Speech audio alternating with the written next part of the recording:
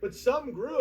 But see, that's the thing is people do it to themselves. That's why I'm all about self-ownership. It's like, if you don't have kids enough, like a society doesn't have kids, who the hell is going to do the work? And a lot of people now think it's below them to be a construction worker or a landscaper. And as some of the bears, a lot of these people are making good six-figure incomes, and they're outside and they're listening to podcasts all day. And it's like, the idea that we all have to go to college and fucking have jobs that make no sense, that no one understands. If you can't say your job in 3 words, it's not a real job. It's fake. It's like you're a slave.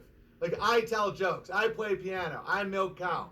If you're like, well, I take the resources from an acquisition, and I'm like, you're not real. You're not a real person.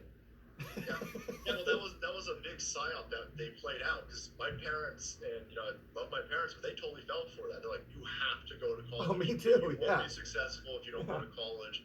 And they pulled out, they pulled woodcraft out of our schooling and metal shop. I was able to take small engine repair, and I think they got rid of that soon afterwards. Like, no, you have to go to college, and it was a trap.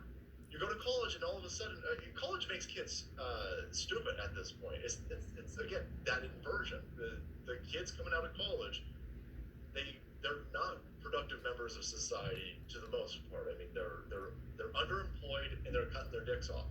It's crazy. Dude, it's a cult. People call me a cult leader, which is preposterous.